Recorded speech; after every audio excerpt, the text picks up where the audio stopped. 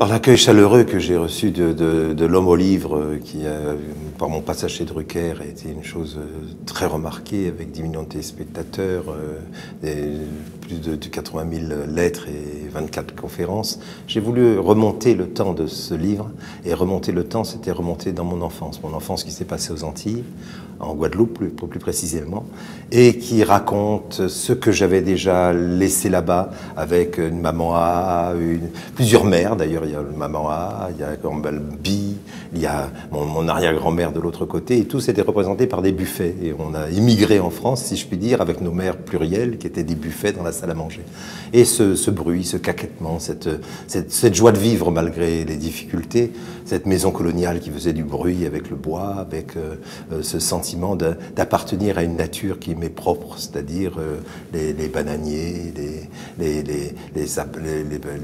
papayers, tous ces arbres des tropiques, y compris le xamana, l'immense arbre de la Guadeloupe.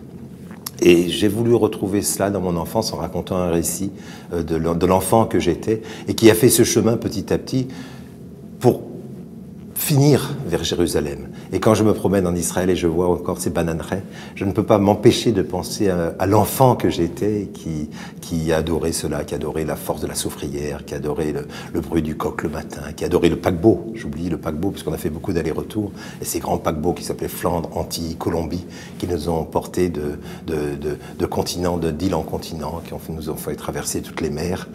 C'était comme des maisons flottantes à travers un no man's land, c'est-à-dire une vie qui s'était arrêtée tout autour. Et comme disait d'ailleurs Saint John Perse, le poète, il disait d'où venez-vous? Il répondait, je suis de l'Atlantique. Alors moi, je ne suis pas tout à fait de l'Atlantique, je suis aussi bien de Paris que je peux être de la Guadeloupe, mais en revanche, que ce soit la serre du Jardin des Plantes, où j'ai beaucoup décrit dans ce livre de l'enfance, ou mes promenades avec ma mère, et autrement bien sûr, tout ce chemin religieux qui m'a amené au judaïsme, qui m'a amené à la conversion, et qui m'a porté au fond au peuple du livre, parce que dans ma famille, on aimait les livres. Il y avait une malle de ma tante avec plein de livres dedans, et on y fouillait, on y farfouillait. On trouvait tous les trésors dont un enfant a besoin, et un adulte aussi.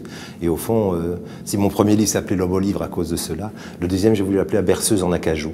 Parce que la berceuse en acajou, les berceuses, ce sont des espèces de chaises à bascule, pour dire rocking chair. Un peu la Barbara, vous savez, la chanteuse Barbara en avait.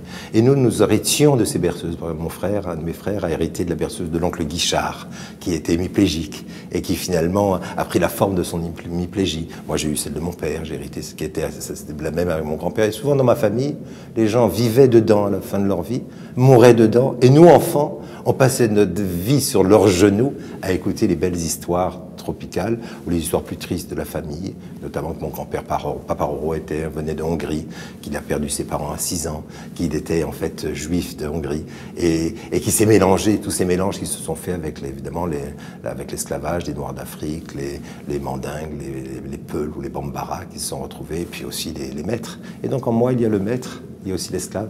L'un répond à l'autre, l'un essaye de s'entendre avec l'autre, et tout ça vers un seul chemin, évidemment, celui de Dieu.